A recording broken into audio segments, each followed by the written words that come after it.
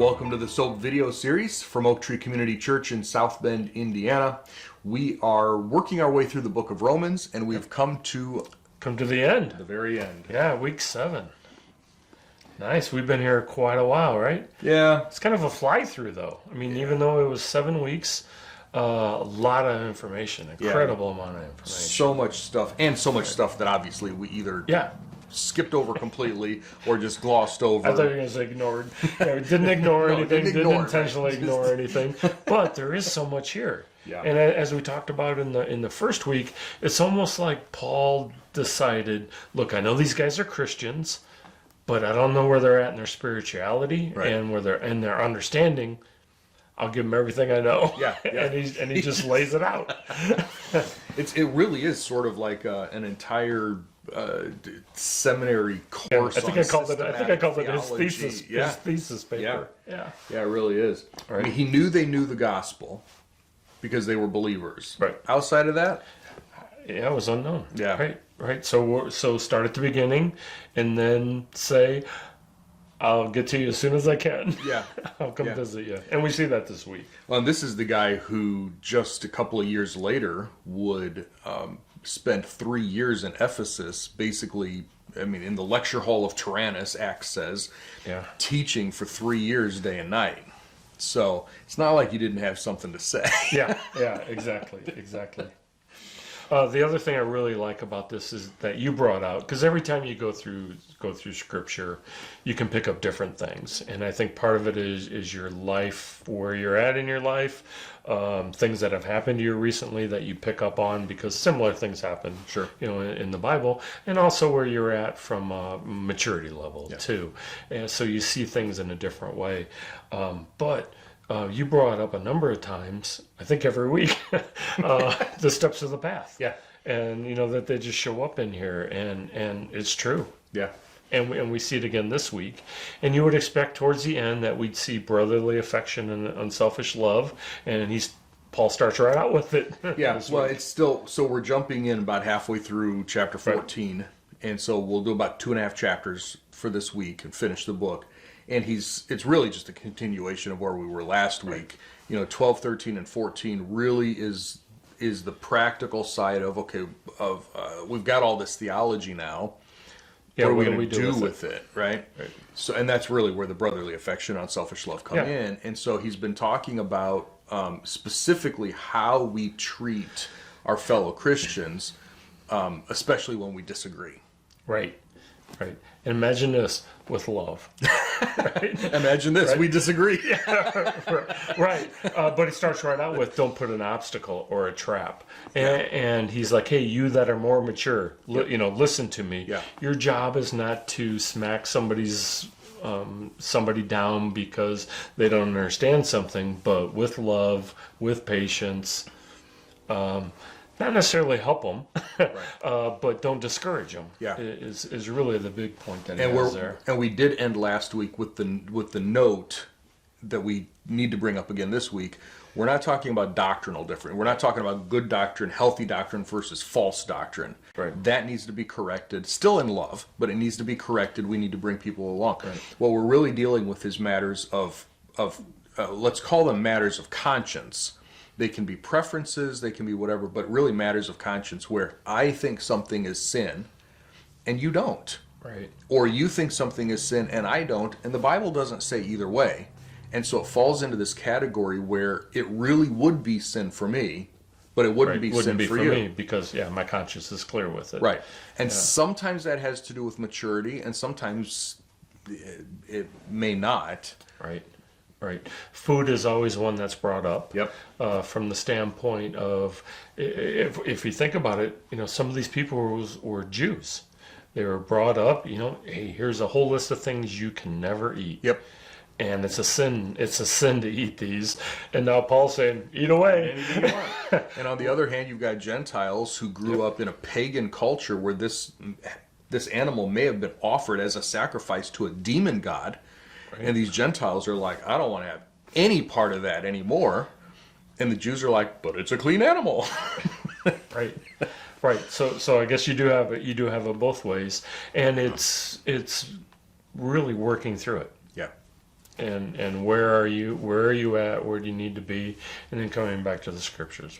What do the scriptures say? So the big principle is when it comes to matters of conscience, you already said don't put an obstacle or a trap in someone's way. So Right. if I have a matter of conscience, let's use something stupid, okay? An ice cream cone, okay? I think it's wrong to have ice cream in the middle of winter because I absolutely hate winter and and well, you know, whatever. It's, like I said, it's just something Right. stupid that we're not going to offend anybody with, right? Right. And you know that, and you know that I really have a problem with this, and it would, and not just a preference, not just an I don't like it, but I really think that it's wrong to do this one thing. Right. And you know that. Right. So do I buy that ice cream and I eat it in front of you? that's the point. Or Is do it I okay? just avoid it? Yeah. Is it okay for you to buy the ice cream and eat it? Absolutely, it's okay. But do you wander in front of me? You know, oh, this is so good, and it's like, here, have some. Here, have some. Here, have some. I can't have some. It's wrong for me to have some. No, it's okay. It's okay. It's okay. What that at that point, you're tearing me down. Right. Now, if I believe that it's wrong for me and it's not wrong for you, and I understand that difference, feel free, have it in front of me. It doesn't matter. Right. But still, don't keep shoving it in my face. Yep. You know. Yeah. Yeah. So it is. Yeah. And that is exactly what he's talking about. Yeah. It's just wisdom. It's just wisdom and caring for each other and building up and not tearing down. Yeah, and I like the last part in chapter 14, verse 23. But the man who doubts is condemned if he eats, because he does not do so from faith. Yeah. And whatever is not from faith is sin. Yeah. Kind of a thing there. And again, they're talking about food here, but replace it with whatever you want to replace it with. And that's why it really does come down to a matter of matters of conscience. Really could be sin. Right, it really would be. If I violate my conscience, or you violate your conscience on a matter, you have actually sinned against yourself. Right. Even if you didn't sin against God, Yeah. you sin against yourself, and that's sin. it's sin. Yeah, and that was I think that was a hard thing for me to grasp, right? Because I want sin to be yes or no, black or white, the same for everybody. Yeah, And it's not. it's not. And if you think something is wrong and you do it, it's sin. It's sin for you. Yep. And I can do the exact same thing with a clear conscience, and it's not sin for me. Yeah. And now we're in this gray area. Yep. And we know when we live our lives, 90% of it's the gray area. Yeah. And we try to make it the 10% part. But Yeah. You point out verse 23. I really go back to 19 and 20 as part of the big principle. Let's pursue what makes for peace and for building up one another. And then he gets this I can hear it in a tone in my head where he says, don't destroy the work of God for food. Right? There's almost, it's not snarky, Yeah. it's not sarcastic, but there's this almost this disbelief, like you would really destroy what God is doing in somebody's life over a hamburger, over a cheeseburger, over an ice cream cone. Like, really, this is what you're going to die on? This is the hill you're going to die on? yeah. And destroy somebody in the process? Yeah. And the obvious thing today would be Lent. Sure. So this just isn't, old time biblical thing. There's practical application here too. Yeah. When you're talking about food or giving something up. From a food standpoint. Yeah. But it can be other stupid stuff, Bible versions. It could be, dress code. It could be music. It could be, when I was growing up, there are still, I have certain friends who will not have certain forms of entertainment. They're not going to go to the movie theater. They're not, it can be all sorts of things that, frankly, Paul says repeatedly. He says it in Romans. He says it in 1 Corinthians. Everything is lawful. There's very little that God has said thou shalt not do. Right. But it may or may not be profitable, but the lawful part is what we're talking about right now. Yeah. Is it beneficial? Is it helpful? And then, of course, does it help the other person? That's really where, and that's what really sums up brotherly affection, right? Yeah. Does it help the other person, or does it tear them down? Build up or tear down? Yeah. So Paul continues in chapter 15. He's talking about building up the weak, Yep. and he uses Christ as the example. And he says, "Didn't Christ show us this? He didn't come for his pleasure, which is, but he came to work." And so we, even as mature Christians, still need to put in the work and still need to do things. Yeah. I do like he quotes a number of Old Testament scriptures in this section Yep. that brings out Gentiles. Yeah. I missed it. Yeah. Reading the Old Testament, I always think that if Gentiles are even in there, it's, they're poo-poo or, don't associate with them at all. But there's some strong verses in there talking about great things about Gentiles and rejoicing for them. Yeah. And it's like, wow, who knew? Well, so part of it, this is a good tip for anybody who's reading through the Old Testament. You're rarely, depending on your translation, most translations aren't going to use the word Gentile in the Old Testament. So he's using it here. What you're going to find is nations, typically, or peoples. Yep. Peoples or nations. And so you're reading the Old Testament. It than doesn't say anything Israel. about Gentiles. Well, it does. It's just not going to use that term. Okay. So even if you were to look up these exact same verses in the Old Testament, it's probably not going to say Gentiles. Yeah. Which makes it harder for us to Yeah.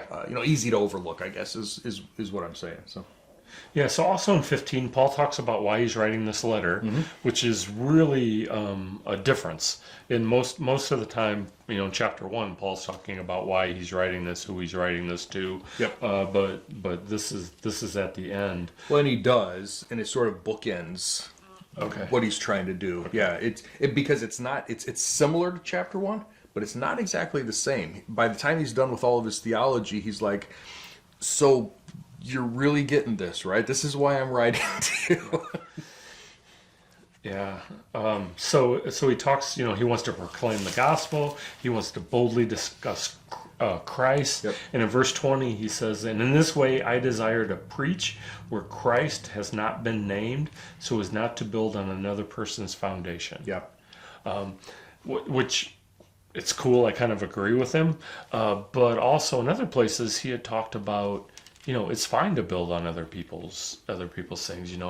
Apollos waters and I, do this part. Yep. Where everybody has a piece and a part Yeah. too. So is one way better than the other? No, not really. I don't think so. His particular ministry was go out to the Gentiles and preach the gospel. So it wasn't so much I'm going to start a church and stay here. Or I'm going to come in and Peter was over here and John was over here, so I'm going to swoop in and say let me tell you what they didn't that type of thing. In verse 22 he says, "This is the reason I was often hindered from coming to you, but now there's no more to keep me in these regions, and I have for many years desired to come to you when I go to Spain." So he's actually sitting in Corinth right now when he's writing this letter. He's thinking back through his ministry. He's like, I've covered everything basically from Jerusalem to Greece now, Greece and Macedonia. Corinth, yeah, Corinth. Right, so he's, I've on that side come of the up, come through Mediterranean. Turkey and everything. What's next? Well, in the known world, in the Roman Empire, he could have gone the southern route and hit North Africa, Right. but there's still Rome. Rome. You go to Rome and Italy, and then you're off to France and Spain. And Spain, he mentions Spain specifically, that's the edge of the known world. Right. It's the edge of the Roman Empire. He literally wanted to cover the bulk of the Roman Empire in his lifetime. Yeah. How cool. That's way cool. And so his thing is, I know you've heard the gospel, that's why I didn't come rushing to Rome, which I should have done if that were, You've already got the gospel, so I've taken my time, I'm working my way to you. Yeah. You're really, next. I'm looking forward. Yeah. Yeah. Looking forward. Yeah, I'm going to use you as a stopping point. I'm expecting you to, load me up and send me on my way. It's funny that he says that as a missionary. I'm expecting you to load up my satchels, give me the money and stuff that I need to send me on my way. Yeah, that is nice. So, did he ever make it to Spain? Bum, bum, bum. We don't know. Yeah. There's no way to know. The book of Acts ends with, from here, he's going to go to Jerusalem. He's going to be arrested. Yeah, And we've talked eventually- about that before, right? He ends up in Rome. He eventually but makes it to he's Rome. arrested. Yeah. Acts he's in 28 prison. tells us he's there for two full years in a rented house, which means that Acts 28 wasn't concluded until he was done for 2 full years, Yeah. and that's all we know. Right. So somewhere over the next 4 to 6 years, he's doing some kind of ministry. He gets arrested, comes back to Rome, and is killed then in Rome, and it's somewhere between 66 and 68, depending on who you ask. He was let out around 62, so that's where that 4 to 6 years comes in. I don't know. Did he make Right. it to Spain? Did he make it to France? Did he ever get back to Jerusalem? Did he make one more tour around all? Yeah. We have no... Which is kind of cool. So then we get into chapter 16, and like you said, Paul's never been to Rome, yet he lists 25 names. I know it. And, And he knows and a most lot he about calls them. my great friend. Yeah, yeah, my great friend, my co-worker, my whoever. And some of these names we know. Yeah, well, and the church that's in their house, and the church, and what you're Yeah. doing here, what you do, like, he Right. So when knows you what's said going something on. about starting a ministry, yeah, it's already, Rome's already going. Yeah. Yeah, he's just helping them out. Yep. So, any idea how all these people got to Rome, or why they're in Rome? A lot of Greek or Latin names, not as many Jewish names or Hebrew names. So they may have been people who were saved there. We know Priscilla and Aquila had come from Rome and had met with Paul and administered, and so it's possible that they were back and that they Right. were part of the ministry, or really getting the ministry going there. She was a purple cloth lady, right? No, that was Lydia. Oh, Lydia. They actually they met up with Paul in Corinth, and helped Apollos. Actually, they taught Okay. Apollos. Interesting, down in verse 13, greet Rufus, chosen in the Lord, and his mother, who was also a mother to me. So he knows her from somewhere back. Right. Could be, I mean, that most scholars think Rufus is named as one of the sons of Simon of Cyrene, who carried Jesus' cross. Oh, maybe, right? And so if it's the same Rufus, then it makes sense that there's a Jerusalem connection. And when Saul of Tarsus was growing up in Jerusalem while he was ministering there, maybe there's a Right. connection there. Right. Wow. So yeah, that's really cool. Yeah. And then he mentions, starting in verse 21, Yeah. now he's mentioning people who are not in Rome, but part of his team. And verse 23, Gaius and Erastus and Quartus, these are believers in Corinth that are giving their greetings to the believers in Yeah. Rome. How cool is that? And then we also have who actually wrote it. Right? Yep, Tertius, who am writing this letter. Yeah. I, of course, read it as Tetris. But Yeah, it's just really cool. When I think of Paul and the ministry organization that he ran, Yep. you know, he's got people, you know, Luke and Timothy and Titus and Silas and Giving them jobs, keeping track of them. Some people are falling off, other people are being added. Yep. How do you keep track of them? without the technology and the internet and everything that we have today. Yeah, did he keep a little scorecard and Yeah, have a little index? yeah, early spreadsheet, you know. Right. Probably not. He knew but- where everybody was, what they were doing, and we read in some of his letters where, you know, he waited sometimes for months to hear the news that he had requested Right. as Well, people were traveling. It takes forever. Okay, right? and then he was, you know, Things updating happen. his spreadsheet and sending them off to do different things. Yeah, I do think that's a good reason why, especially in this letter, as other letters, you list as many people as you can, so that other people know. Oh yeah, okay, they're still here. They're Yep. still around. Yep. Not only that, the acknowledgement, getting to receive a letter that Paul acknowledges you in. Yep. I mean, what a kick in your ministry! You'd be so excited. And knowing who you can trust. Yeah. So now these are all these people are. Yeah, if kinda- Paul vouches for you, then I know Yep. that I That's a can really trust good you and I point. can trust your doctrine. Right. Yeah. Good. Good. So we by no means covered everything, but we're done. We covered everything. Well, there's one more thing I think that you... the benediction? Yeah, it's Yeah. a really cool... Yeah. We've already seen one benediction at the end of chapter 11, so now he gives another one. Well, it's a long one, right? Yeah. Maybe there's another page on the scroll. Another scroll. Now to him who is able to strengthen you, according to my gospel, and the proclamation of Jesus Christ, according to the revelation of the mystery that had been kept secret for long ages, and this is stuff that he actually gets into in Ephesians, but now is disclosed, and through the prophetic scriptures has been made known to all the nations, according to the command of the eternal God, which is just a great line, to bring about the obedience of faith to the only wise God, through Jesus Christ, be glory forever. Amen. Yeah. You wonder how long that took if he just ripped it off, or if he agonized over that for a while. A couple revisions, word a couple. for word. Don't write yet. Dictating. No, scratch that. Let me try a different one. But that's good. That's really good. Some great turns of phrase there. So we're not going to greet you with a holy kiss, but we greet you and hope that you've enjoyed our time in Romans, and obviously a lot more that we could discuss and a lot more to study. We've done Romans at the church. We've taught Romans at the church a couple of times. Maybe if you're interested, you can find it on our website, oaktreechurch.com/messages.